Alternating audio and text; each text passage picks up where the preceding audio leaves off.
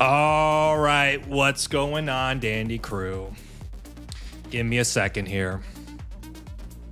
Bam! Oh, what's going on? Let me turn down the music. I haven't streamed on YouTube that much. We're gonna fade it away. Goodbye, music. And then it just goes. What's good? What's good? Do you guys hear me? Can I get a thumbs up? A little thumbs up. The Dandy Crew Bam. What is good, Letric? Lucas, good to see you, buddy. So I haven't streamed. I think I've streamed to YouTube maybe once or twice. This is exciting.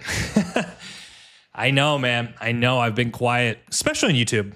But honestly, my whole mindset going to Worlds was I wanted to just get like my mind right. I kind of didn't play that much ranked this season just because I wanted to not, I wanted just to kind of go there with a clear mind, play the game I wanted to play. Jared, good to see you. Lishamon, Mikal, good to see you, man. Awesome, awesome. So we're obviously going to discuss what's going to be happening post Worlds. We just had the World Championship last weekend or a week and a half ago. It's crazy. I guess it was about a week ago. So we're going to discuss that, my experience there, because I did go to represent the U.S. Booperinos, what is good? This is great. YouTube Live is my jam. Yeah, I mean, as long as it sounds good, I don't like, I still have to figure out like the nuances of doing YouTube because I've done Twitch for so long, but seems to be okay.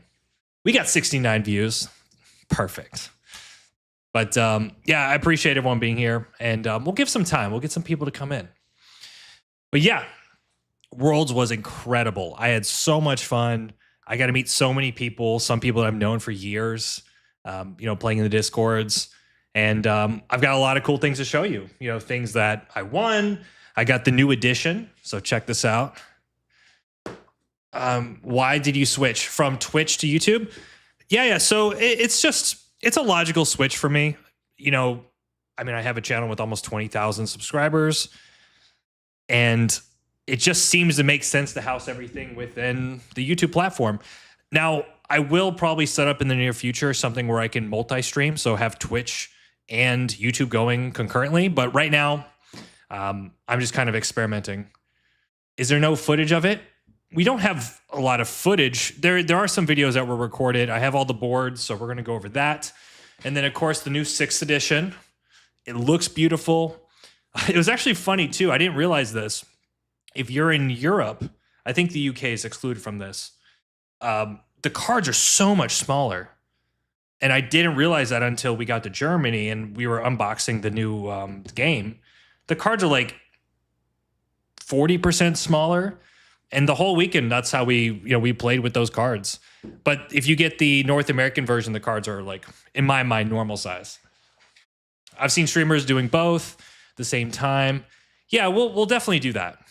Hit the like button. Yeah, you guys hit the like button. I would like to get some kind of consistency with the streaming side so that you guys, you're used to coming to YouTube to see me live. Welcome, everyone. Come in. Right now, I'm pretty happy with my setup. I actually ended up getting like a dual monitor setup now. So originally I was doing everything on my iPad like an idiot as far as the stream. So now I have you guys over here on my second monitor. And then I've got everything I need here in the center. And I got a boom mic as well. So that works out. The tiny cards. Yeah. It was interesting. And it was interesting too is all the boards were in German. Now, granted, it's like a brick's a brick, right? It doesn't matter if it's in German or not, but they did make some changes to the art. Actually, maybe I can show you. Have you guys seen the development cards? Watch out, cat. Oh. So they actually changed the... Oh. Got stuff everywhere. Where's it at?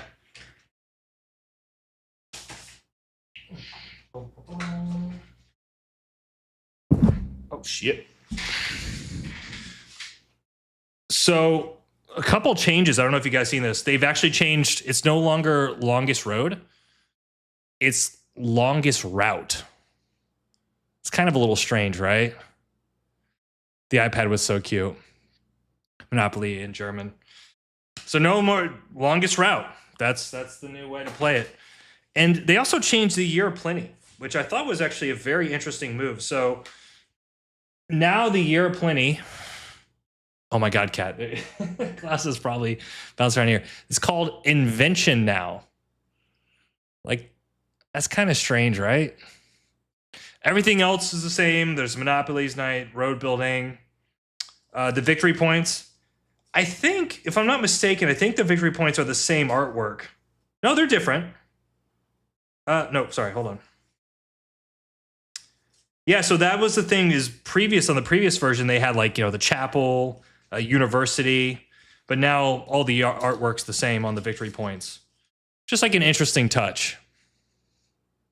Invention, route. Yeah, I know it's weird, right? It was always called Invention in the Polish version. I like it. I think aesthetically it looks really nice. The cards, I mean, granted, this is a brand new set. But overall, I enjoyed playing on it at Worlds, for sure. It was called Invention in the French. Okay, maybe we were the odd ones out. No more, no more Yop. You know what? It's always going to be called the Yop. I don't care what they say. We're going to be those old hats that are going to be like, back in my day, we used to play the Year of Plenty. None of this invention stuff. But yeah, I'm going to give the stream just a little bit more time, and then we will get kicking. It was amazing. Yeah, I really loved the experience. And, one of the biggest things for me when I went to Worlds, I was really curious about the skill level of the players, which sounds silly because, you're getting all the national champions. But the thing is, from country to country, the skill difference is immense. And I would say, like, it was a great tournament. I think it really did live up to the hype in terms of the overall talent pool. The energy was incredible. Everyone there was just to have a good time, and it felt like a very inviting, warm energy between everybody. And honestly, the first day, everyone was super nervous. Pizza Penguin, the ranked goat, is here. The Pizza Penguin. Good to see you, buddy. Good to see you. Let me double check something really quick because I'm not used to streaming here. Does your version have the same pieces that were used at Worlds? No.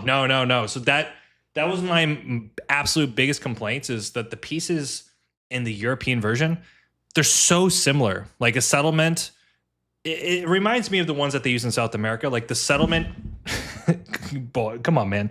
The settlement in the city, they're like two circular pieces. And I don't know, it made it really weird. We'll show you some photos and you can take a look at that. But the US version has like the little house and then the L city. That I prefer. I think that's great. Dump Butt, good to see you, man. Did they publish the results of each round and each board? There should be BCP or whatever. There's definitely one of those for all the rounds. They didn't post the boards, but dude, my cat is losing it. They only lose it when I'm streaming. Hold on, let me get Toyber out of here. They only lose it when I'm streaming. Oh. Hey guys, this is the big boy Toyber. You haven't seen him as much. Usually you see Klaus. What's up, guys? He is the cuddliest little cat when he wants to be, but he's a chunker. I'm trying to get him to lose some weight. All right, buddy. And now another cat jumps up here. This is ridiculous. Agreed, I couldn't tell the difference watching the final. Yeah, I have some words about, that whole side, the stream quality, but overall it was good. Don't encourage it, Boop. Don't encourage it. What do you guys think? How many people actually watched the final? I'd be curious. Erlin, good to see you, man. You got dogs too? I don't. My girlfriend does though, which I feel like I'm not inheriting the dogs, but I'm building a relationship with them, which is fun. Catan needs to improve a lot of information of this big championships, nationals, worlds. I was trying to say, yeah. I think on some level, you got to realize like Catan is not the expert at running big events. You know, they're amazing at creating games. They're really good at marketing and selling them games. But you know, it's a process where as the game's growing and they're doing bigger and bigger events, they're getting better and better at it. And I definitely would like to work with them over the next, coming years to like improve that experience, because I think the production can be 2, 3, 4x. I really, really do.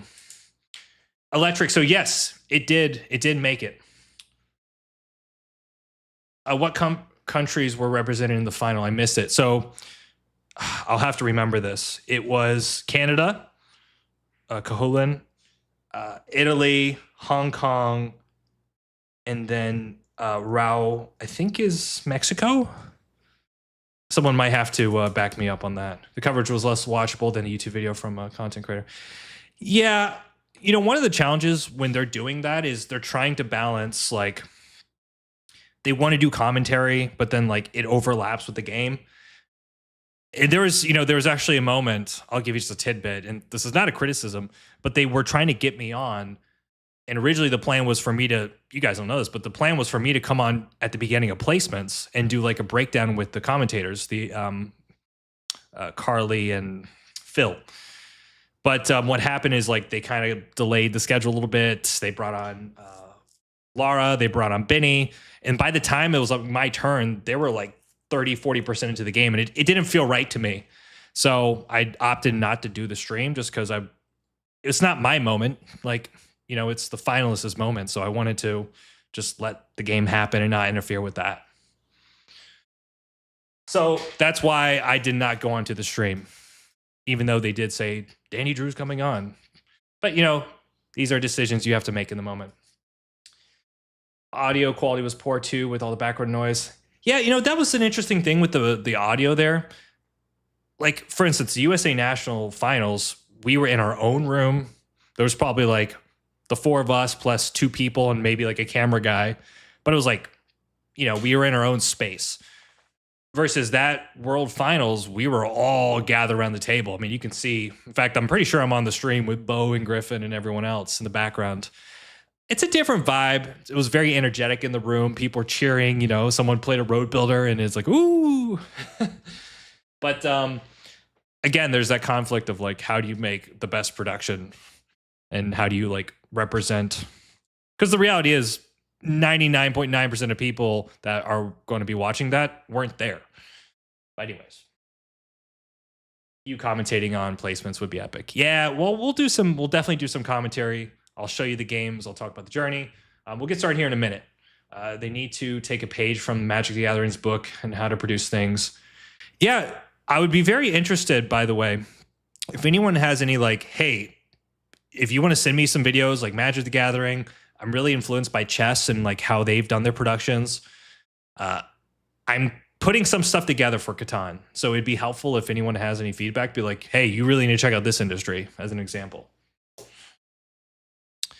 All right, should we just get kicking into a little bit? Talk about how it all went down. Come on in. To be clear, I'm not going to be playing today, simply just because I want to do this recap. I want to let you guys know I'm still alive, but I do want to be streaming more. I want to kind of get back into the cycle. Worlds and my vacation was really nice, but the show must go on, as they say. All right. So let's talk about it. Let's talk about the experience. And by the way, if anyone has any questions, this is more or less an open forum. Like, you have one of the top players that went to one of the biggest tournaments. You can ask me any questions about the boards, the experience. I'm here to answer them right now. I too stopped playing Catan to watch this. I appreciate that. So I left Thursday, the Thursday before the competition, and I live in Tampa, Florida, so I flew actually overnight, which was interesting. I got a little bit of sleep on my way. I got to Germany around 9 in the morning on the Friday. And really the day before the competition, that Friday, was just get settled in. And what was cool is a lot of the people were at the hotel already. So it was really kind of like a night of getting to meet people. I would say about 70% of the competitors were in the lobby. Probably like at the apex of the night, you had pretty much most of the competition at the hotel, hanging out, socializing. This is the first thing I want to tell you guys. I don't care if you're going to your local qualifier or if you're going to the World Championship. Catan is a social game. And one of the big things I wanted to do, especially on that Friday, was to socialize with as many people as possible. Yes, that's intel for me to understand who they are, how long they've been playing the game, what's their style. But it's also just rapport building, right? Like very likely people I'm speaking to, I'm going to be playing. And it ended to be the case that I spoke to almost everybody that I ended up playing, with the exception of one person who just did not speak English. I love Tampa. Angry Chair. It's a good drink. Did you have hotel booked by event? Actually, so for me, everything was organized by Catan Studios and Cosmos. So they booked all my flights, they booked the hotel and all the fun stuff, which was really cool. So got a little vacation. But yeah, we spent most of that Friday, the day before, socializing, and then we did a dinner slash game party at this kind of like really cool low key bar, and that was like we played one scrim, or I played two scrims the night before, won them both, by the way. So you have to understand, like, I'm going in there, I play back to back games, I win those games, so I'm feeling good going into the day. But that's my first lesson to you: is be willing to socialize and try to build rapport with people. And not to mention too, you're there to have fun, you're there to meet other people that are passionate. And it was really cool. I met a lot of people that were also part of the Dandy crew, people that watch the channel, tons of videos. I did a couple signings and different things, so that was really cool. Yeah, so we went to bed, and then the next day was 4 games. So that's the format, guys. You play 4 games, and at the end of the 4 games, you have a top 16 based on performance. So let's look at the boards. Let's talk about it. So this was the game 1.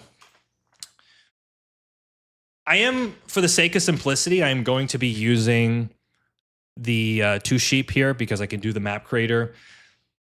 It will be good. Don't worry. It'll work for you guys. I'm going to minimize this too. Nah, screw it. I'll leave it.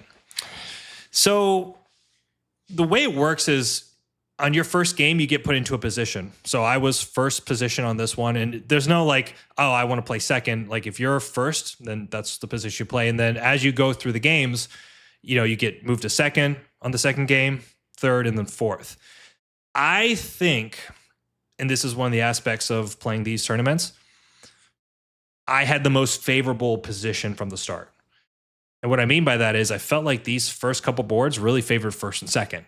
So if you're third and fourth as your first game, I think you're at a little bit of a strategic disadvantage, to be honest with you. That was my feeling of it. So what do you guys think here? Anybody want to throw out some ideas? This was a fun first board, to be honest with you. And what was cool about this is I ended up playing Real Crate, who's been at the Worlds, I think back in 2018, something like that. It was Real Crate. One of the players from Taiwan, his name was Chaiwat, but he went by Boat. Super nice guy. I had just so much fun getting to know him and just finding he's a really strong player. And then a guy that didn't speak English. I think it was from Slovenia, maybe. Welcome, welcome. We're looking at the round 1 of the Catan World Championship here. But yeah, your first pick. Make sure you guys are still with me. Any ideas here? I think as a rule, what I like to do with these situations is I like to look at the candidate spots, right? Especially when I'm playing a big tournament like this and I'm taking it very seriously, I'm going to do multiple calculations. So I'll take a spot that I really like, place it out, see what I like. 8, 5, 10 up to the sheep port. Yeah, I saw the 8, 5, 10. Makes a lot of sense. 8, 4, 10, wheat port. Hey, we love a good wheat port. 693, 693. Sox Gaming, what is good? I think there might be a little bit of a delay, but I hope it's not too bad. Because you guys all came in at the same time. but that's okay if that's the case. Let me double check something really quick. Yeah, so these are all good options. Um, one of the things I was thinking about here is like, how do I get an advantage? And I did like the 8-5-10. I thought the versatility was good, but something about it didn't sit with me. Like, one of the things I didn't like is that it's probably going to be the case that the robber is going to live on the 8 in a lot of cases, right? That's a good shared block where a robber could go. And then the 10 is going to be a big target for the two players that are not going to be on it. And if I'm going for a development card game, I don't like the fact that I'm easily blockable on one of my key hexes. So yes, I looked at the 8-5-10. I thought about that. And then I also thought about the 6-9-3. I don't hate the 9-5-10 either. I'm assuming you're talking about this. Yeah, it's the only 9-5-10. It's good. I wouldn't say it's a first pick though, right? Like, you're not really getting advantage, but it's a great pick for third or fourth if they want to go for some sort of port play or port flexibility. I decided to go for the 6-9-3 here. And there's a few reasons of it. First of all, I have a pretty much a guaranteed 3-1 port. So I'm good on that front. There is this possibility of me, if I ever get a road builder and I want to go to 8-3 and just pick up the brick, that's definitely an option. But I really just like the isolated ore. Having the best ore, the double wheat meta, we talk about that a lot. I think this was just a great pick. And if you calculate this board out, you're going to find in a lot of cases one spot's open in like 80% of the time. Second, so this was real crate. He goes for the 8-5-10. I think it's a super logical pick. Shocking. I know. Look, 6-9-3. I've done it a few times now. But yeah, 8-5-10. I think that was really good from crate. I really like it. And I believe he pointed up here. Third was Boat. He took the 8-4-3. Pretty logical. And then this player was very interesting. He didn't speak any English, but he ended up going 4 here and then 5 here, pointing up. And then Boat, he actually spent a long time on this one, kind of figuring out, like, what do I want to do? And he correctly assessed that if he goes 3-10-11, then most likely the 4-9-11 is open, right? Because 9-5-10 will go to second, and then I'll go 8-4-3. It's exactly what he did. So I think he calculated this really nicely. Once Boat placed on this 10-3-11, a real crate here, he was a little pissed. He was kind of like, man, really? Like, we're going to give the 8-4-3 to Drew? But for the sake of like having his own game, he can't play defensive, right? Like 8-4-3, 8-5-10.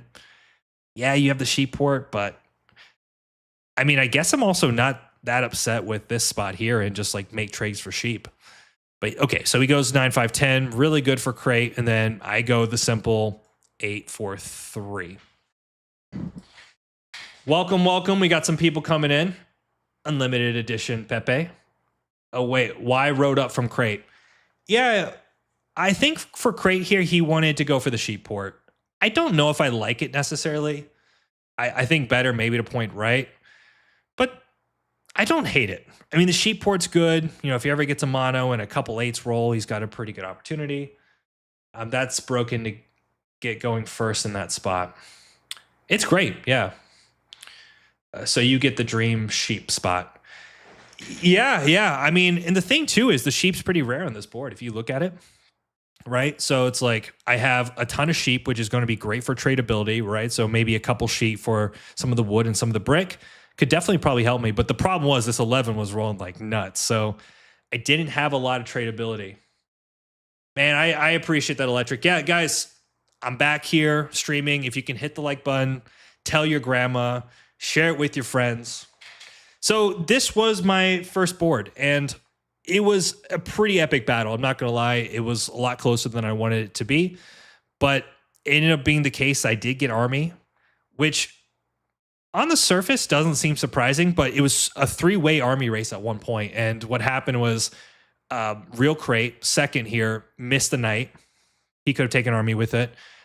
Boat missed the knight. He could have taken Army, and then I pulled the knight. Sometimes, guys, you get a little lucky. Sometimes you get some good positions. You get some good situations.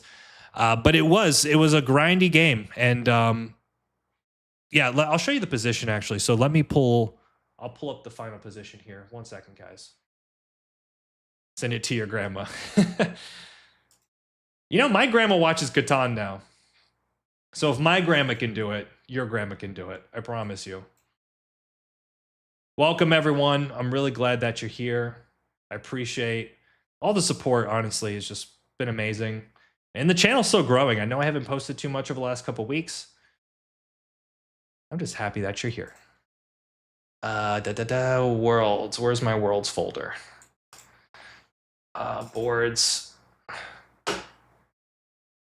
Yeah, so this was the placement here. Oh my God. Can I zoom in a little bit? There's like no chill on the zoom. So let me see if you can see that. Yeah, you can see that, right? Tara, thank you so much. Appreciate the sub. Be sick. What's up, man? So exactly like I said, right? Boat did this whole situation, playing in the middle, really nice. Real crate. He ended up going with the wheat port, 8-5-10 play. Red, actually, he pointed his road this way. So I thought that was interesting. I think probably better to point left. Very likely that this spot's open. So missed a little bit of calculation there. Overall, I think a pretty good game here. And I'll show you the end result. This one was interesting because the fourth player, like I said, didn't speak English. So it just kind of made a very interesting dynamic where we were essentially doing like the simplest things in the world to explain, like, okay, we pointing to the wheat at the, in the bank tray, and then, saying, I want the wood. So it was almost like dummy trades. Red did plow here. So if you look, he ended up plowing real crate. Just a wacky game. And the way I won was I took army. I had a nice little sheep mono to kind of clear the board a bit. 2 VPs and 3 cities. Yeah, you can't tell. Like, look at this. Can I move this around a bit? Like, that's a difference of a city and a settle right here. Like, okay, you can see it here, like the finer details, like little settlements, but they're so similar in like shape. I don't know. It's like, I feel like what we use here in North America is just a lot more distinct. Let me see how you guys are doing here. Did the 2 roll early? Yes. Yeah. Actually, the 2 was insane. So the 2 was over here. This 2, I think, rolled real great. If you're here, that'd be awesome. But he remembers. That shit rolled probably like 6 times. 5-6 times, something like that. I'm trying to see how I can zoom out. Like, I don't want to go full zoom. I don't know what the setting is for that. Okay, whatever. So that was a game 1. Kind of a nail biter. I ended up getting army, which ended up being really good. And then really simple structure, right? 3 cities, largest army, 2 VPs, 10 points. Dang, the roads look like dragons. Yeah, the roads are interesting too, right? They're like little paths. You see that? I mean, aesthetically though, I was really fond of this, like the tile art. I think overall the game looked really good. So the 2 was crazy. Yeah. I'd love to like talk to Real Crate about that, because we had it was fun. The energy was good. Obviously, I think everyone was trying to scrap for the win, but overall, good game, good energy. 6 times 2, and he still lost. Yeah, he was an interesting player. He really didn't communicate that much. Not that he could, right? Because he didn't speak English. But at one point, I think he got, what is he at? I think he's at 9 here. He's got 1, 2, 3, 4, 5, 6, 7, 8. Did he lose road? He did lose road. He lost road to white. So he has 1, 2, 3, 4, 5, 6, 7, 8, and then he didn't have a VP. But we thought he had a VP for a long time. Try holding control and zoom in with the mouse wheel. Oh, is this guy about to show me the world? Oh my God. You're a genius. There it is. Okay. All right. Well, at least you get to see it there. Okay. I appreciate that, man. So there you go. Game 1, right? Not too bad. Pretty straightforward.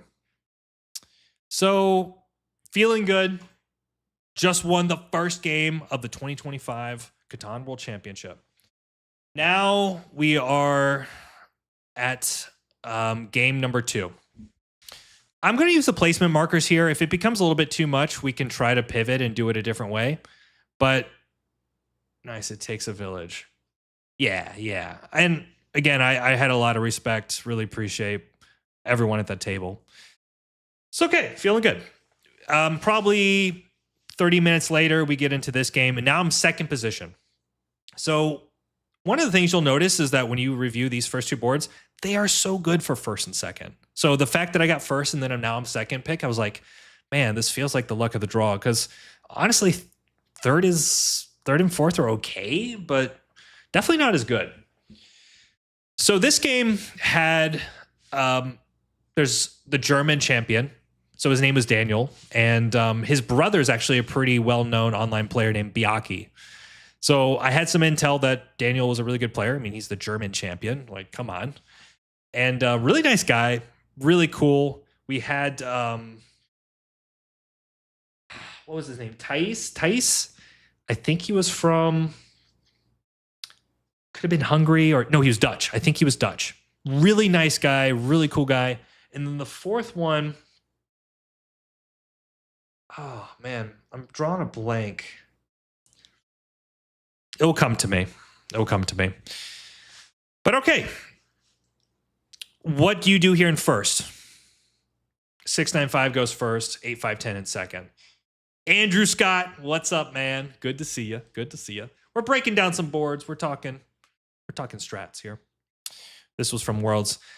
So Daniel went first. The German champion went first. And my idea here was that there's 2 spots, right? 8510, 695. And whatever he takes, I'm going to take the other.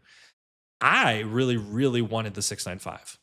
And the reason that is I think the wheat's pretty solid here. I think the 910 is not ever going. And it, in my opinion, I think the 910 is just such a good expansion. And there's a lot of potential brick outs. So the break port's live. So I'm holding my breath. Oh, by the way, I forgot to mention this. There's a new rule that they implemented for Worlds, and I hated it. The idea is that there were silent placements. So the way it worked is you had 5 minutes at the start of the game to discuss the board, review it. If you want to come up with deals, you can. But after the 5 minutes, you had to shut your mouth and you could not say a word, and now you have to start placing. I understand they did this to keep the game going because people were taking too long in placements. But because these boards were so good for first and second, it really put third and fourth, I think, at a disadvantage because they couldn't work together to figure out a game plan, which is like a big part of playing a high-level Catan game. So personally, I think it was a logistical decision that kind of hurt the players in like a strategic way. And you don't want to do that in a world championship event. But they did it.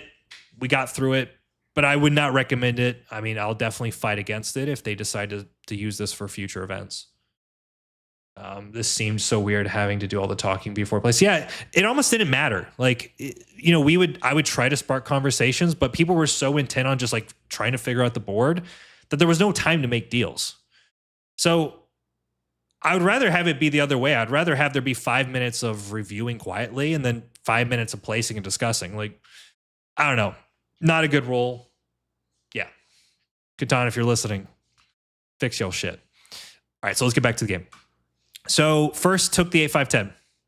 So Daniel, I was very happy with this. I was like, I think I've got a really good game here.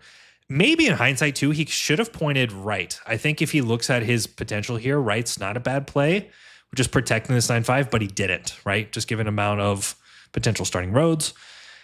It's a no-brainer here, guys. Absolute no-brainer. 9-5, 6-9-5. And if you do the calculations, I'm not losing the 9-10. It wouldn't make sense for anybody. I mean, I guess first could take it. I was in a final table 2 weeks ago in a regional qualifier, and they were piling 90 second per turn. If you go over, you start using. Yeah, I don't mind having a turn timer. In fact, they put us on timer, and somebody actually timed out. It was in this game, actually. Somebody timed out, and he had to pass the dice with like 12 cards. It is what it is. So third here, this was the Dutch player. He took the 8-5-10. Pretty logical pick here. And then, if I recall, fourth took the 8-4-3, 6-9-2. I guess he's going for a road style game. I didn't hate it. I didn't like it though, and it just leaves a lot of board, especially for me here. Just give people timers for their placements. Yeah, I agree. Like if you're concerned about time, like there's a better system for that. And especially, you got to keep in mind though, there was like 23 tables. It's a lot to manage, right? Like we had 86 competitors there. Though I like where you guys are ahead. I like where your head's at. So here, the Dutch player, Thais, he takes the 6-3-11. What do you do here, guys? What's the play? So now it's my turn. A lot of interesting considerations here. And obviously I'm thinking about what am I playing for? Am I playing for Army? Am I playing for Road? I think my first pick should tell you that. And then what am I leaving for first? Who I think potentially might be one of my bigger competitors for devs. If I decide to do devs, of course. Got to hop. Love the content as always, Drew. Congrats on Worlds. Thank you. Socks. Appreciate you being here. 9, 10, 11. 9, 10, 11 is interesting, but I think the issue with 9, 10, 11 is I can't really use the port. I just don't think it's that functional for me. Yeah, so I end up going here. I think this is a fantastic pick for me for a multitude of reasons. I did take the 8-4-3 here. And I have another source of ore, which, I'm going to have a shit ton of wheat. Well, even more wheat now with the 4. But I feel like that having that 3 and not, if I have my 9s blocked, I still produce a little bit of ore, really nice. But then I also have the brick port. So if you think about it, I go 9-10 first. Now all of a sudden I have the 8, which is a portable resource. I get the 10. Like I have good ratios to buy devs. Shasha, good to see you. Hello, our champ. I appreciate that.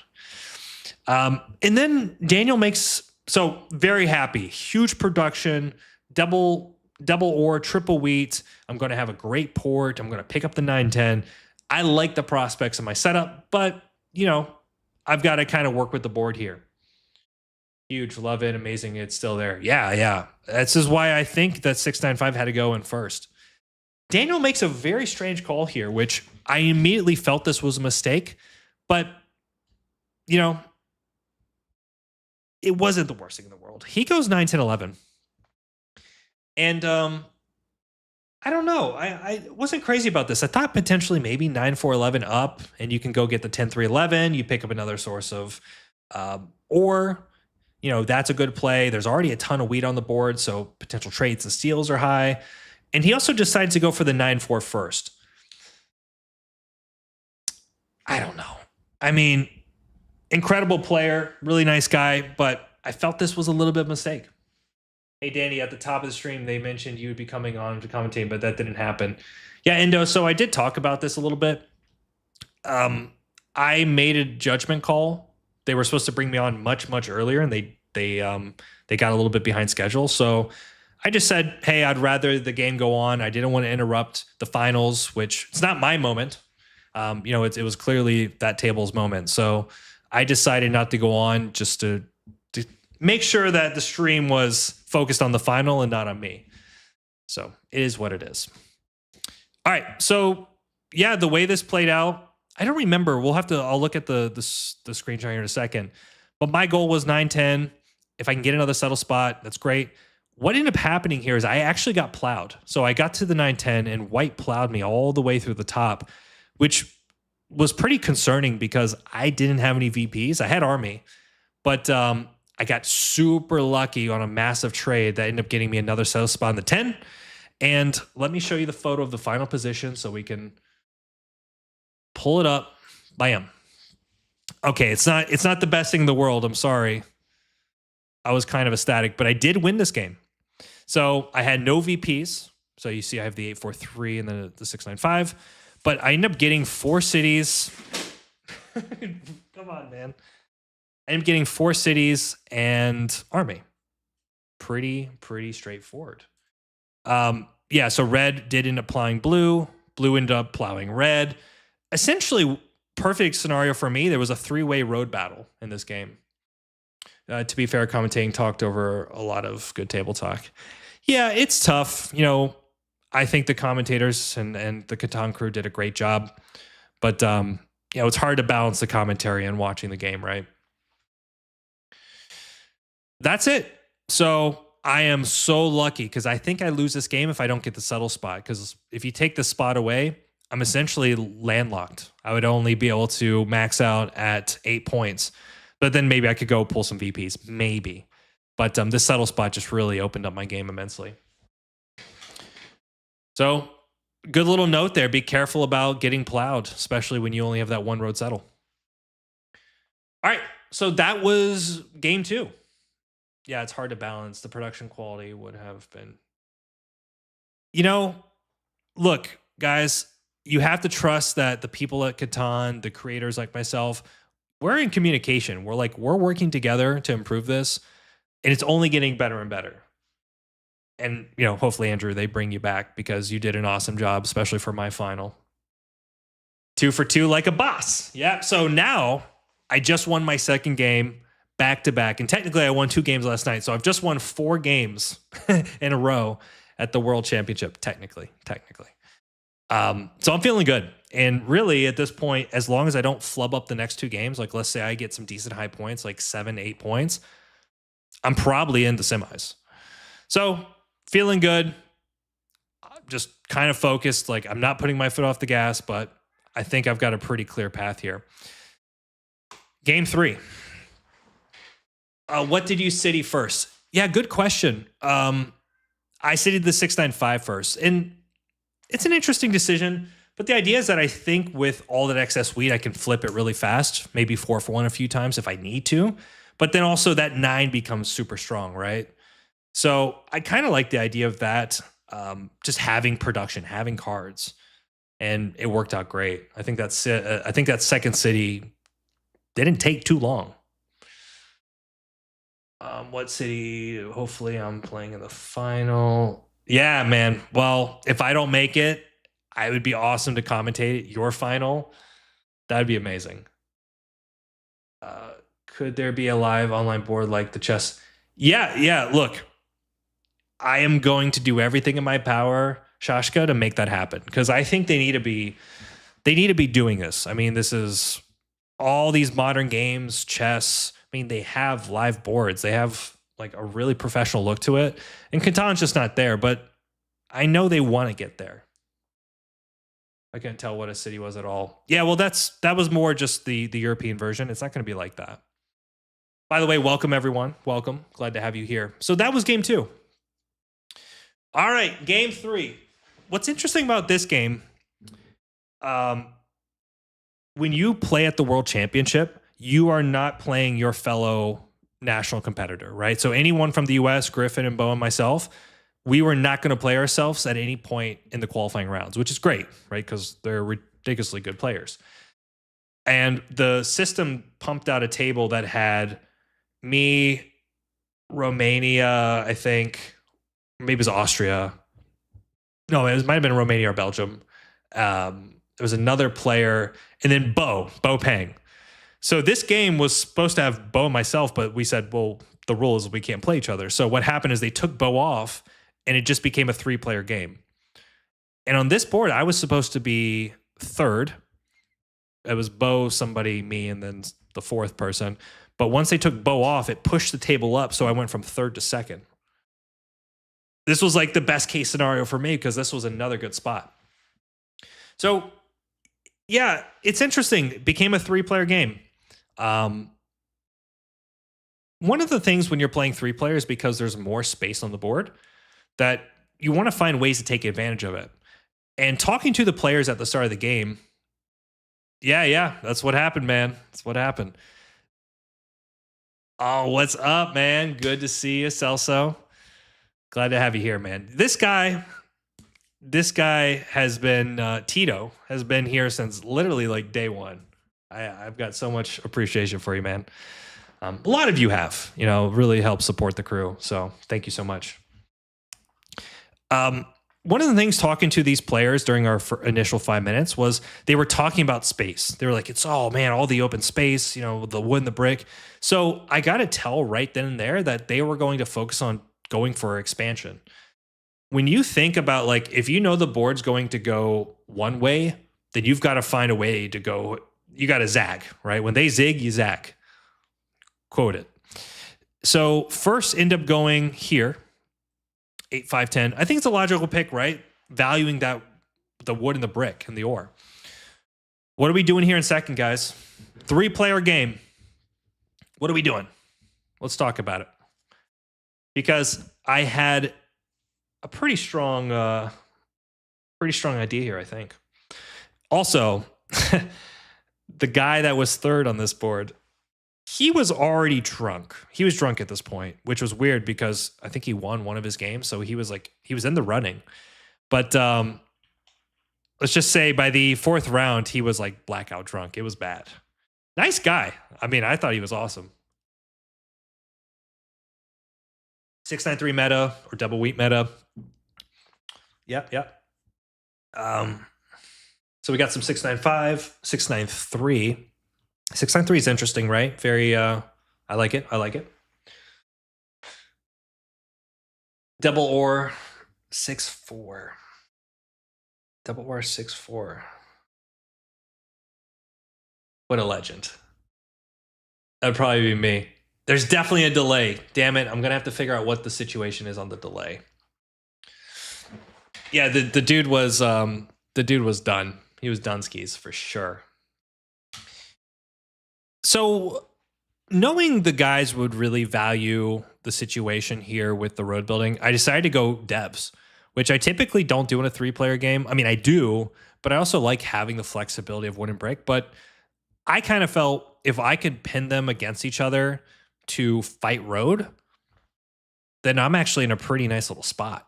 So I end up going with the 695 and just pointing to the brick port, maybe potential brick monos, maybe if I get on some spots that are interesting. Someone is drunk and this is world. Yeah, man. Yeah. I didn't understand it because he had a chance to get to the semis. All right, we'll talk about what happened about that later. So Mr. Our buddy here ends up going 693. And very interesting pick here. He goes the 3, 10, 11, kind of assessing that this 8, 4, 3 is going to be open, which I think it's a pretty good conclusion here. This is why does your masterclass cover blackout drunk? I can't say it does, right? I mean, if he wants to write that, he can. This is why the 695 is so good here, because one of the things we can do is we can build a really good starting hand. And I really like this idea of taking the 9, 5, 11 left. There's a few things with this pick. We start with 2 ore and a brick, right? So the brick's going to be helpful for us to start getting around the board. Also maybe potential brick port, picking up the wood and just having some flexibility.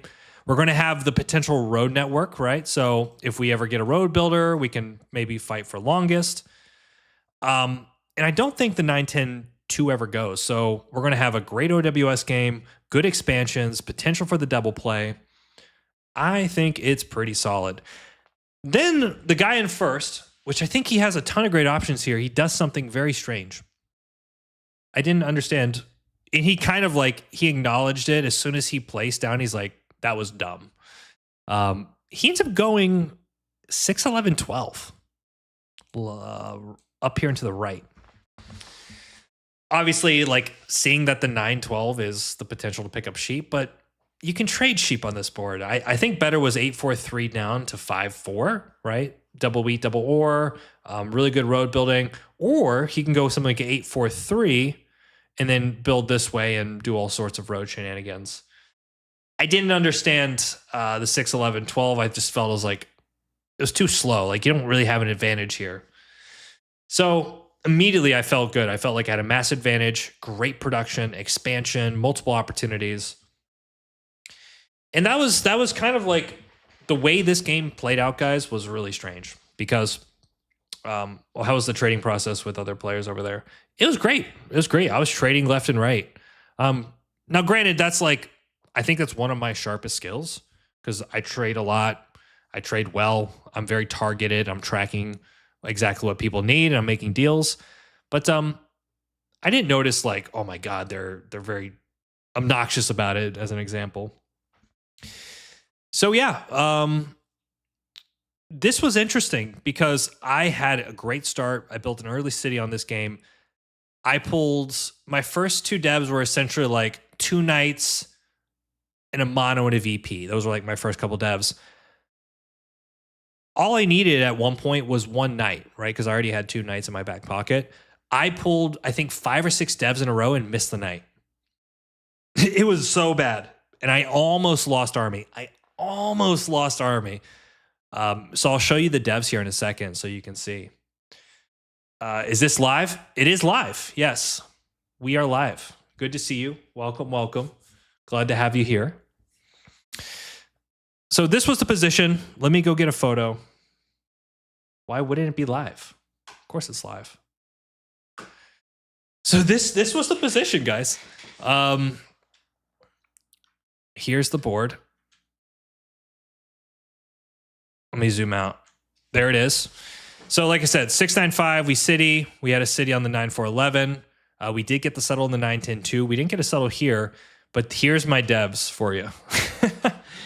So I pulled essentially, I think, knight, yop, mono, and then I just kept pulling random. I pulled the Strassenbau, which is the road builder. I pulled 3 VPs. I pulled the other yop. And then finally, after it was all said and done, my last dev was a knight. And as soon as I got the knight, I was pretty much there to win the game. But took forever. Jim B, thank you so much. It's great to see you. Holy devs. I know. But guys, you don't understand. This guy over here, my drunk fellow, Red, he was actually super close to taking army. Like multiple times. It was one point I pulled like 2 or 3 devs over a period of 1 or 2 turns. And he just like gave up on army. But if he just pulled, like if he pulled a dev, he would have won the game. But he just figured like, well, what's the point? Like Drew's going to get army, so I'll just build. So I'm sweating here. I've got all these down devs. And they don't realize like at that point is if I don't have a knight, I'm further than you think. I did get plowed here, but I told Blue he can plow me so he can fight road. So Red didn't win. But there you go. That was, I won the game, game 3. So I'm feeling, I just, right here, 3rd game of the day, I just sealed my playoffs for the World Championship. And I still have a game to go. So, yeah, there you go. Pull devs, they're good. So let me get the final board here. And then we're not going to spend too much time on this board. No, we just played this one. We just did this one. Let me find... One second, guys. Oh. It was this one? It was this one. Okay, so this is the game 4 here. 3 for 3. I know, man. I was feeling it. So my mindset going to this game was, I'll tell you a story on this one, was essentially have fun with it. I don't have to win every game. Probably better I don't, right? Just pace, right? If you go into the semis 4-0, you're going to get some heat. So I said, win or lose, doesn't matter. I still don't understand the bow thing. Yeah, so because Bo accidentally got put on my table, they had to take him off because we're not allowed to play each other. So they essentially just moved him to, I think, another 3-player table, and then my table became the 3-player, if that makes sense. Yeah, the drunk dude did well. To be fair, though, he wasn't that... He was getting there. In fact, I might have a photo of him. Hold on. Let me... I'll pull him up here. There's somewhere... Yeah, so this is the board. This is me, obviously. We got our boy here. And then here's the fan favorite. This guy was fun, though. I love the energy. The table's great. And then this was the beer of choice. This was the weapon. And you can kind of see that 695 energy going on. All right, so yes, in this next game, I am 4th. Let me find it. So I didn't really care about this one that much. So we do see, let me remember the placements here. 9, 5, 10 goes down. 8, 3, 10 goes down. These are pretty two logical picks. Are you the world champion? In the hearts of some people. In the hearts of some people. I did not win. I did not win it. I'm sorry to say. But we'll get there. We'll get there. We do see, I believe third took the 8, 5, 10 here. And now I have a really tricky situation. I think the first three picks are very logical. This is what I looked at the 9, 5, 10, 8, 10, 3, 8, 5, 10. Really good pick here for third. I really like this pick. So now I'm kind of in a tricky spot. What do you do here in fourth? I'm surprised you could drink during the tournament. Yeah. Well, I'm sure. Honestly, I think they're probably gonna change that rule after what happened in the fourth round with our boy. Let's just put it this way: he pretty much ended up incoherent. He could not handle himself, but he had a great time. So, yeah, I saw a couple ideas here. And I'll tell you the energy at this table. What I said to them was, because there's players 1 and 2. They were sitting across the table from me because I'm in fourth. If they won, they had a chance to get into the semis, right? So the third player, this guy took the 8, 10, 3. He didn't have any wins. So if he wins, he can't qualify. But players 1 and 2 could. So I told him, like, hey, guys, I'm already qualified. I got 3 wins. But like I'm gonna have fun with this game. I'm gonna play well, but like ultimately it's you versus first and second are like they're fighting for that spot. I'm already in, I told him. And I told him I was gonna do something fun. So the whole idea there is just to like, get him off my back. It didn't work out very well. Pretty much they called me the Catan god at the start of the game. And there was like some weird rep energy, which I understand. I just went 3-0, but again, like I'm playing for fun here and you guys are playing to stay in the tournament. So sometimes tournament strategy matters. 5-4-3 with the 6-4-3 down. 5-4-3, the 6-4-3 down. It's a pretty good option here. And I did see this kind of playing off the break because I felt like the break was actually pretty valuable here. I decided to go for a little bit of a different play here. You got an egg. So what I end up doing here is I end up going 6-4-3 down to 8-4. And I kind of looked at this and I kind of felt like no one's probably going to take the 8-4. At least I didn't see it. And then the 9-4-2 down. And the idea here is like, I think I just have a pretty good OWS. I think if I can go 5-2 here, get the sheet flexibility, get the 8-4, right? I pick up another source of wheat, I double the 4. And if I can get a couple 4s rolling, I can buy some devs. Feels like the road builder is always going to be useful. My 4 in most cases should be isolated. So I was pretty happy about this setup. Our boy here in third takes the 6-4-3, which makes a lot of sense. He's essentially playing a side-by-side, everything but the orb, but he's building to the 9-10, which is just hella good for him. Leaving 6-4-3. Yeah, I agree. That is the one thing. This is an incredible setup for third. But again, like I'm already in. Like I got nothing to lose here, right? I'm going to try to stay off the radar. I want to make trades. We see the 5-4-11 go down for second here. Pretty logical pick, right? Like he's going to play off the 3-9-11. He's got potential road network. Pretty solid. Where do we think first goes, guys? What would you do here as first anyways? Maybe I should ask that question. And it's not unreasonable, but more unfortunate. So, yes. First says, okay, I'm going to take this. And that's what they do. So, I didn't expect this, but then again, I didn't have any intelligence about the players. Um, I see it. I see like obviously 411's an idea. 611, 611, 12, 910. Yeah, I think that's a great option. I think 910 left, potentially make some deals. But they didn't do that. They did not do that. Yeah, I think there's like a 15-second delay, so it's my bad. Yeah, so this was brutal. I was like, well,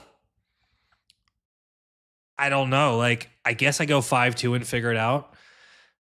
You know what they were telling me? Like, I was like, okay, well, I'm kind of, that really hurts me, which is fine. That's your pick.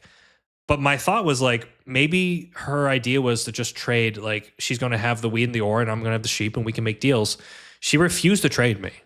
Like, probably for about, I must have asked her for 10 to 12 trades, and she refused to trade because she felt like if I got the sheep port, I'm too strong. And by the way, I got hit probably the most this game, and I finished on 5 points. Just so you know. Just so you know. But again, like I couldn't be too upset. I had already qualified. But it was very strange, the energy here, because obviously I lost the 8-4, which was a huge expansion for me. Didn't get it. What was crazy is white never got robbed once this game. So blue kept blocking the 4 here. This player, I think red was blocking the 4 over here in a lot of cases. And white was getting trades. They got 9-10. They end up going to the 3-1 here. We got double played. So third here got army. They got road. And they didn't get robbed one time.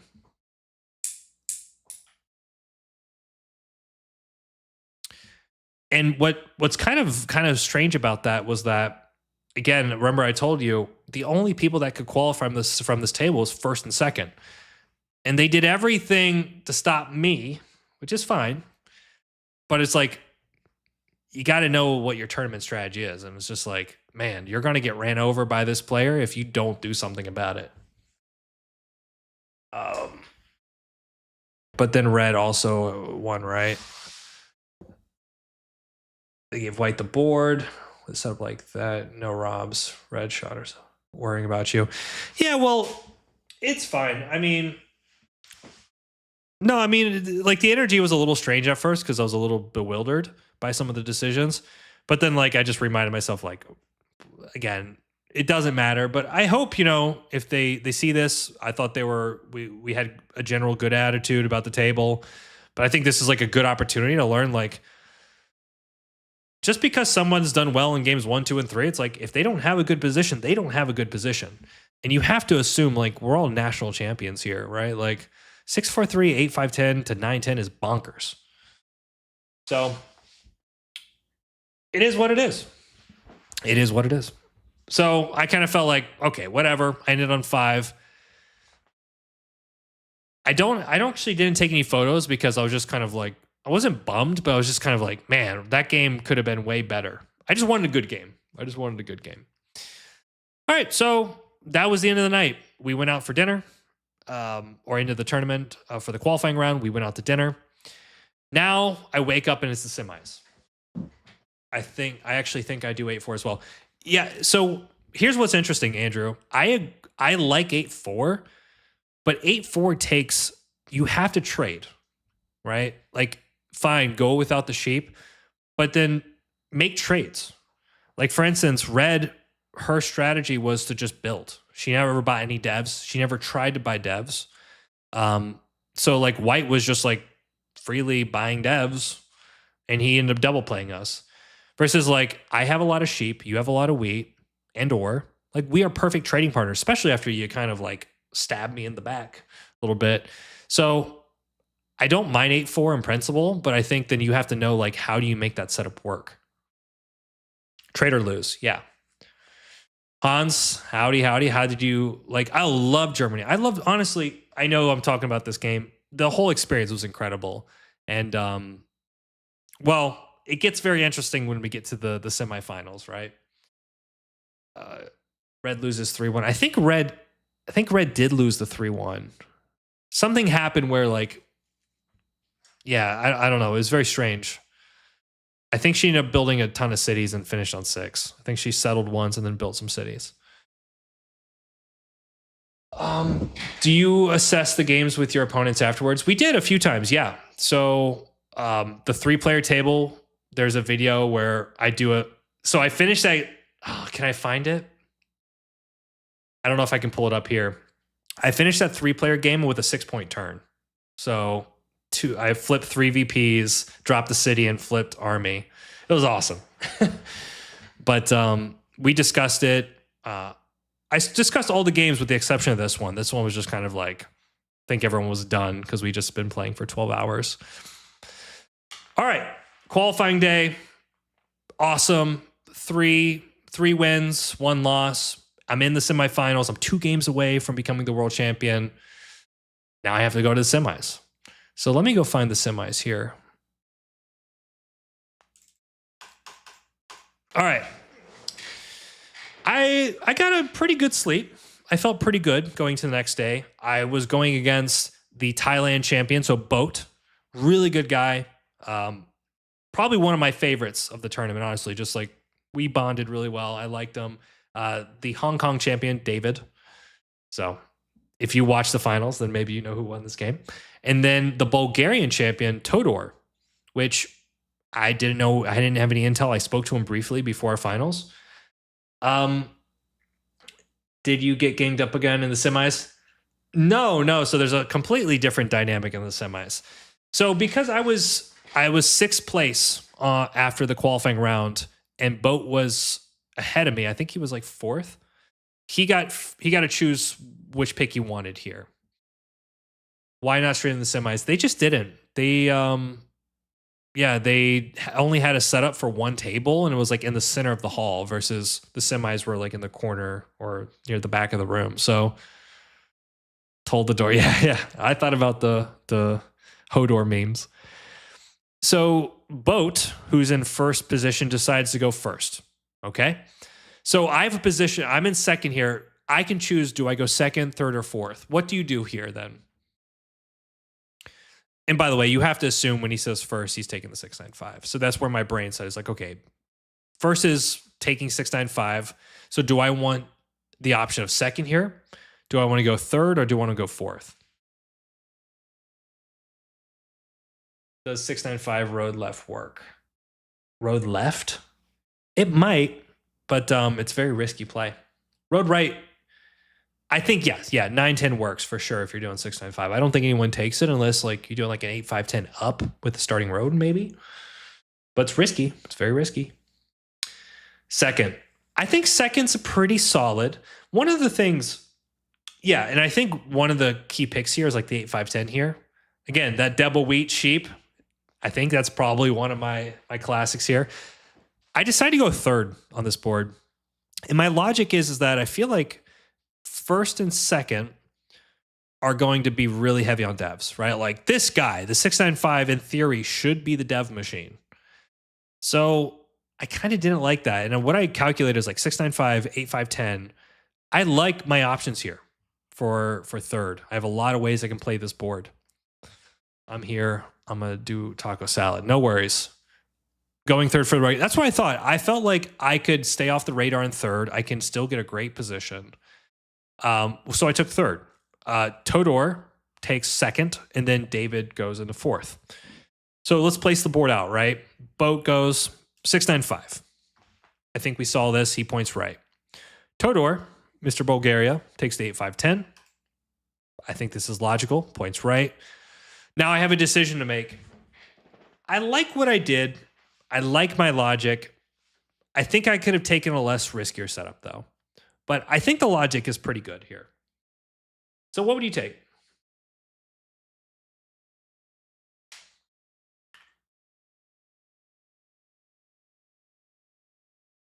I'll give you guys a second. And it's kind of a weird board.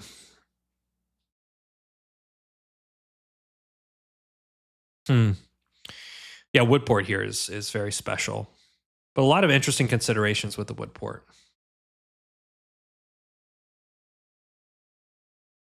8-5-10 wood port. 8-5-10 is really good. 694 get brick. Jim B coming in. Yeah. Point right. 694 right. Expecting 843 come back. 843 is very interesting. Yeah. So I'll tell you what I did. Looking at this, I was like, if you place this out in a lot of situations, like let's say I go 694, 8510, 843 most likely goes. I can take 6311. I can take 843. I really liked the 694. And not to mention too, you get pretty much a really nice expansion to the 6-3. It's a nice 7-point spot. You pick up an extra source of sheep. 694 because there are more wood spots than brick. Yeah. And I think in a lot of cases, 8510 and 843 are going to go. So all this wood just becomes tradable, I feel like, with the brick. So I did go 694. It's a risky play. David, probably very happy about this situation, gets a really good setup. So he goes 843, points up, 8510. Okay, I saw this, right? I saw this. So I had a moment of inspiration here. What would you guys do? And there's a very interesting line, and I think it checks out in most cases, but what would you do here?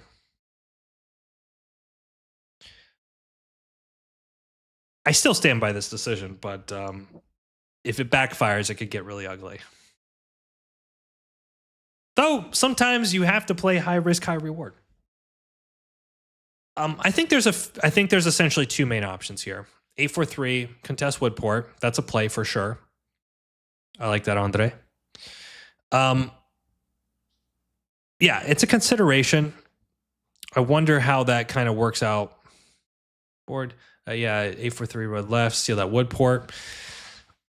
There's also a question of like, what kind of game am I playing there?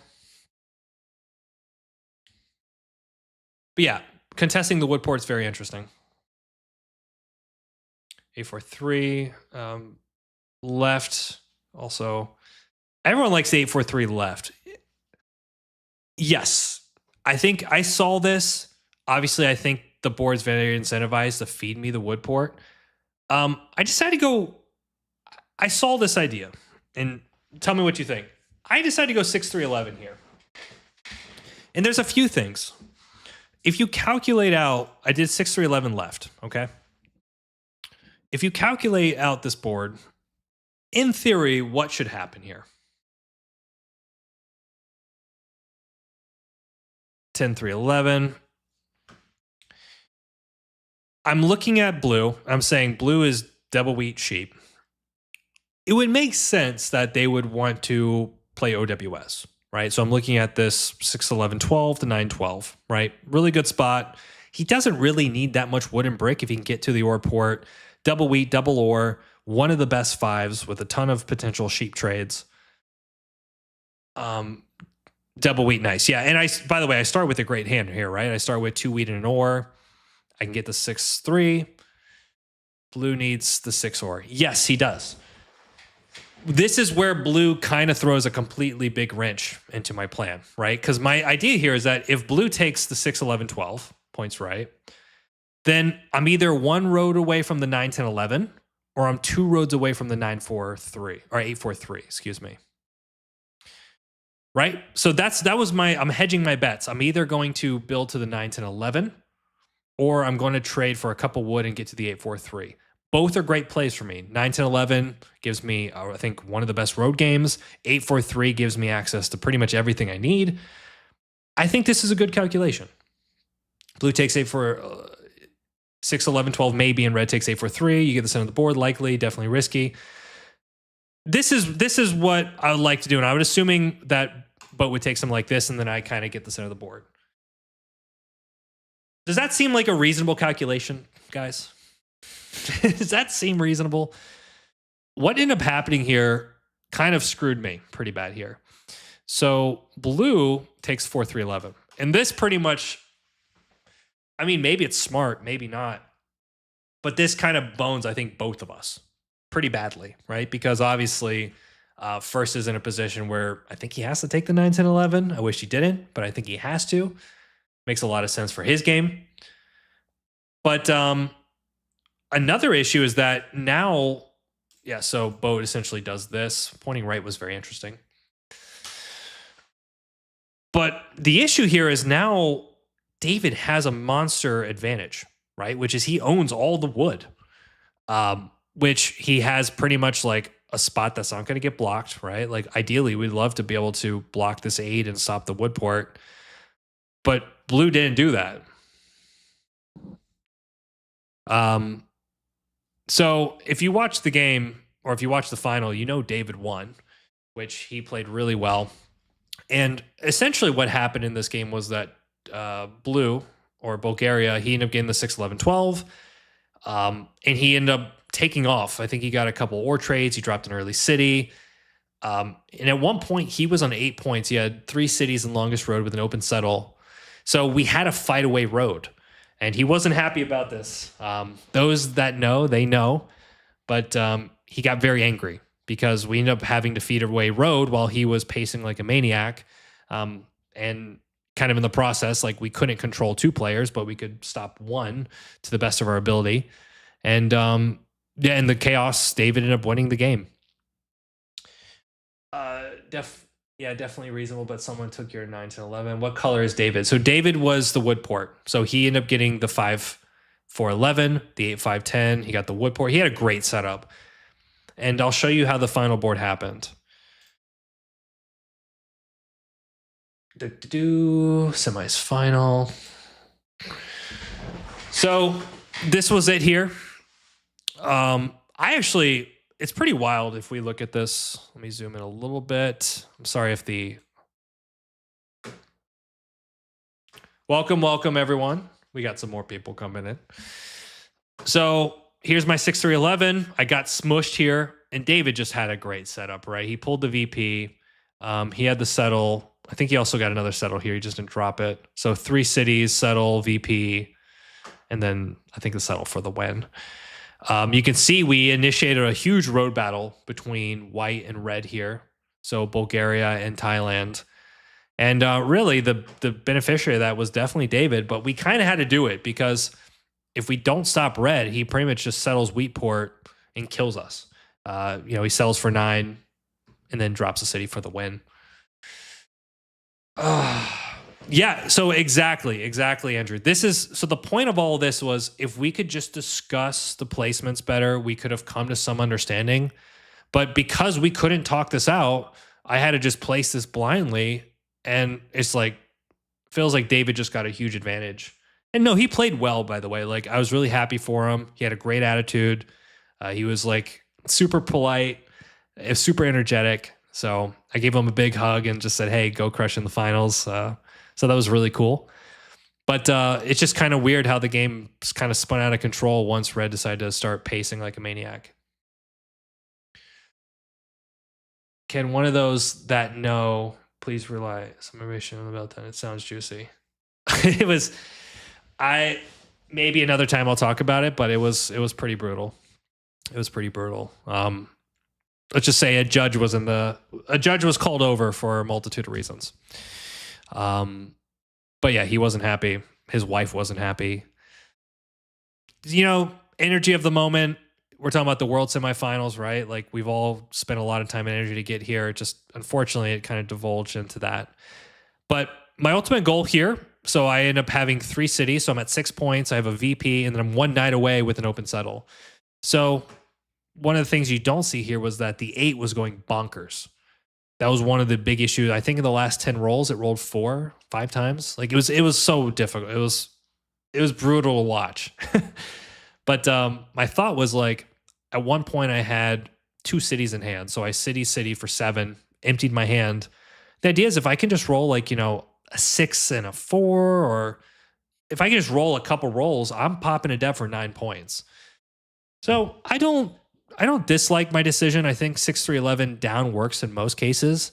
But the 4-3-11 just absolutely murdered me, which, maybe Red's a genius, maybe not. I don't know. Wasn't happy because you fed wrote.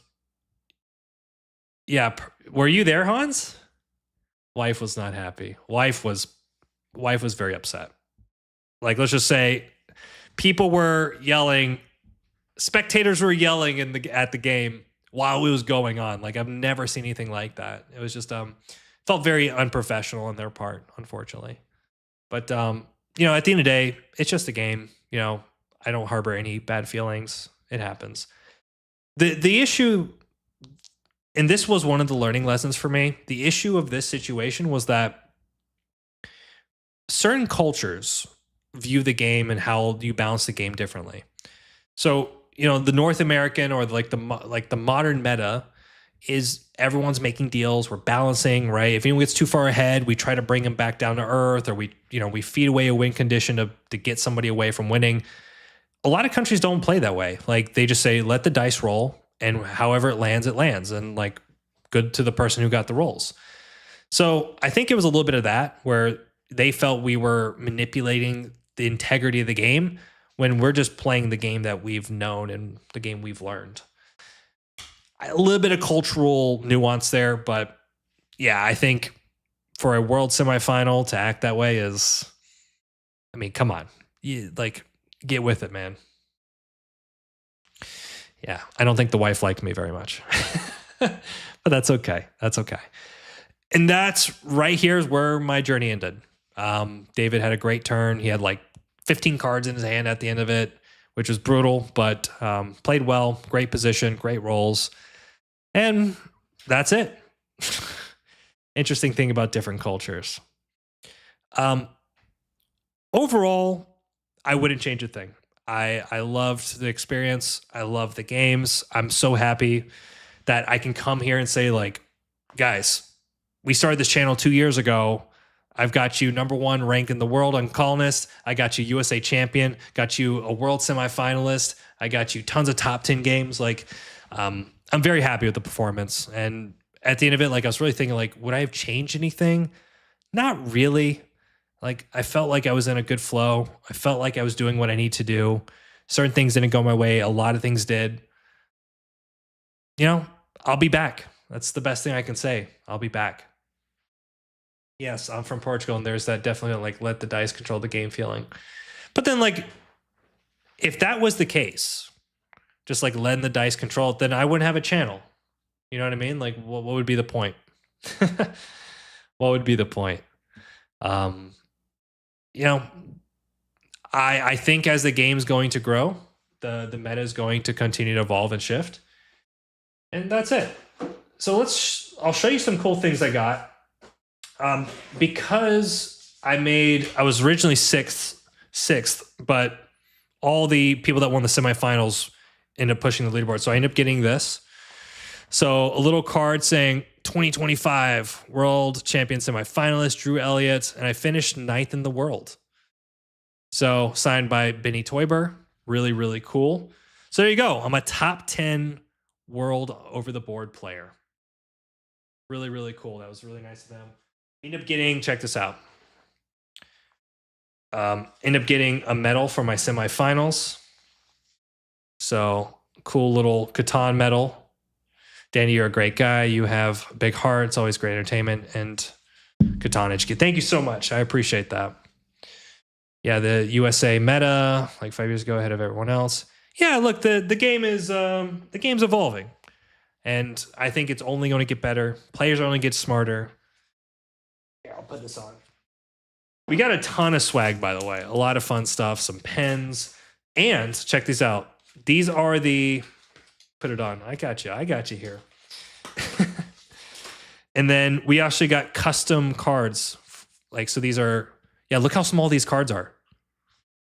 Here, I'll show you the difference. So these are the cards we use, the small cards, and then this is the regular cards, right? The ones that we play in North America. Like, it is tiny. Yeah, so they gave us custom cards that have like Stuttgart World Championship on it, which is really cool. I got like a little dice thingy, Catan. I got a bunch of other stuff too, which was really nice to see. Well, I thought your first name was Dandy. You can call me Dandy. You can call me whatever. I want to like just as a quick note, I just really want to say thank you. Like, I received so many messages from, by the way, Instagram. Follow me on Instagram. So pull that shit up. I'm trying to build some social media following. So it's Danny Drew Catan. You can just go there, send a friend request. I'll add you. But no, it was awesome. Cosmos Games, Catan Studios, all the spectators. We had such a good time, really did. And I met so many incredible players, so many different stories and cultures, like multiple couples that were back-to-back national champions, like the Chilean national champions were husband and wife. So I think the husband won in 2023 and then the wife won in 2024. Like, how insane is that? Was there prize money? I think there was a little bit, but I don't think it was a lot. Oh, and by the way, I do have to give a congratulations. Here, I can bring up some photos. This was all of us. So this is actually the guy that beat me. So this was David over here on the left. So he beat me during the semis. We got a ton of different players, some cool stuff there. So here, I'll pull up some more photos. We have the Discord crew. So these were a lot of the players. And if you don't know, Canada ended up winning this event. So we played it really, really good. Got Erlen here. So the Norway champion, good guy. And then this was our semis table here. Let me pull it up. So this was us here. This was Boat on the left. Obviously me. This was our judge in the middle, Todor, and then David. I got a ton of photos, which I posted a ton of it on Instagram. So if you want to check that out. Do you actually qualify for national championship? There must be some selection beforehand, isn't it? What do you mean? Do you actually qualify for national championship? I'm actually, so yeah, my next event is the USA National. So I'm going back in August or September, whenever the 2025 is. Look, I have never been more motivated to win a tournament than going back to USA Nationals and getting back to Worlds. So I'll find a way. I'll also play at the Americas tournament, which I will be competing against all the South Americans and North American champions. So if I win that, I can go back to Worlds too. Was there any Brazilian players? Yes. So Shanks was there. So Felipe, the two-time Brazilian champion, he got really unlucky. He won his first two games, which is like infinite energy after you win the two games. And then he got really unlucky in his last two, which actually pushed him into, I think, 18th or 19th place, which is really gut-wrenching. And I was actually surprised, too, a lot of really good players got pushed out. You know, the rest of the American crew played awesome, but just had some unlucky runs in certain spots. So it's a tough tournament. You know, all these tournaments are tough. That's a cool shirt. Yeah, these were us with our medals. No, sorry, not our medals. These were the lanyards. David seemed really respectful and kind during the final table. Seemed like a really nice guy. He was. Yeah, he really was. So I enjoyed it. What else to say? That was it. Hopefully I didn't ramble on too long. Appearances, your next. What up, Kelly? Yeah. So if you're from Florida, by the way, I will be hosting a tournament this weekend. So in Daytona Beach. So it's being hosted at a college called Embry-Riddle. So that's cool. If you're from Florida, you should definitely come along. Does the Catan website have a page for finding qualifiers? I had a look last week. Yeah. So if you type in Catan events and you choose your country, you'll be able to see all the qualifiers based on like when they're posted in the month. And there's a way also you can search location. Any other YouTubers? No, I was the only YouTube presence at this event. Yeah, you know, I in a perfect world, I would love to have a lot of big national champions posting content. Like, we got to grow this game. You know, we've got to get more people excited, have more representation, more cultures, more personalities. Like, I don't want to do it alone. So I'm happy to see people like Ush Puppy. He's been streaming and playing. Hugh's been doing great. I don't know where Dylan's at, but I'm sure he's enjoying himself. I am hosting. Yeah, I'll be there, man. Yeah, yeah. Ebos did a great video. So I'll take a couple more questions and then, we'll probably call it a wraps. Great stuff. Thanks for sharing. Yeah, hopefully that was great. I learned a lot. I really, really did. I think I'm only going to become stronger because of this event. And I promise you guys, I will be back. I will be back to Worlds. My hope is sooner than later, but I'll be back. There's no doubt about it. Any tips for over the board games where the other players are less receptive to trade and table talk? In those situations when you are dealing with players that don't communicate as much, I think it's the two most important things is that you maintain a good positive energy, right? Like you're not getting frustrated, you're not bringing that frustration to other players. You're not trying to force trades down their throat or telling them what to do. You need to keep a good attitude and obviously like play an optimal game, which is just a strong part of Catan anyways. But I think the attitude piece a lot of players miss. Like sometimes they don't read the situation when like other players aren't receptive to strong table talk. That's where you need to back off and adjust. And the sooner you can pick up on those cues, the more successful you're going to be over the board. How did the rest of the rules pan out? I don't know specifically the rest of the. I mean, I just played it. They were very strict about the timer. So I felt like we got timed really fast. So I think I got timed in 2 of my 4 games, or maybe the 4th one, but I was like zoned out after the 4th game because it was already like 10, 11 hours in. But they were like very strict about the timer to the point where somebody had a pass with like 12 or 14 cards. But other than that, it honestly felt like USA national rules. Andre, thank you so much. My sister-in-law got me into the game and still learning, but thanks for all you do. Tara, thank you so much. I'm glad that you're here. Hopefully I'll be able to play a qualifier for the German Championship near my town this year. Best of luck to you. Really, guys, if you ever have any questions, you can always reach out to me. We have the Danny Crew server. We got Instagram where a lot of people have been sending me questions recently. But I'm here for you. I'm here to grow the game. I'm very motivated coming off of the Worlds to get the channel, get the content back out. So, maybe another 2-year cycle, but the work doesn't stop. All right. I think that's really all I got. I've put all on the table. Worlds was amazing. Yeah. Any final thoughts? I am doing the tournament this weekend, so I won't be able to stream. But my goal is to stream, kind of pick the streaming schedule back up next week. We're going to be playing some games.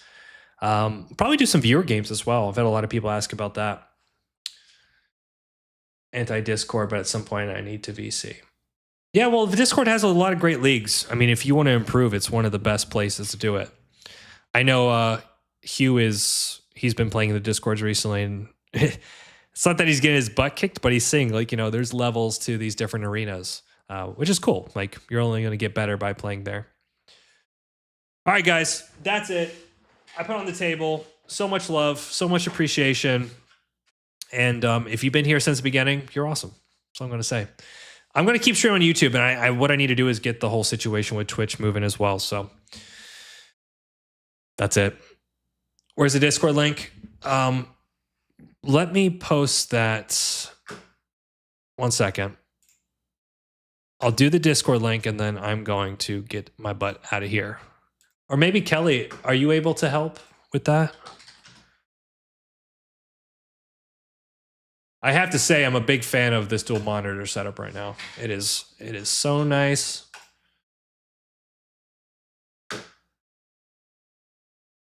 Let me get you guys what you need. Invite people. Copy. Yeah, I don't have the command set up for this. Thanks, Electric. I really appreciate that. This should work. There you go. All right. Y'all get out of here. Go have fun. Much love to you. I'll catch you soon. Peace, crew.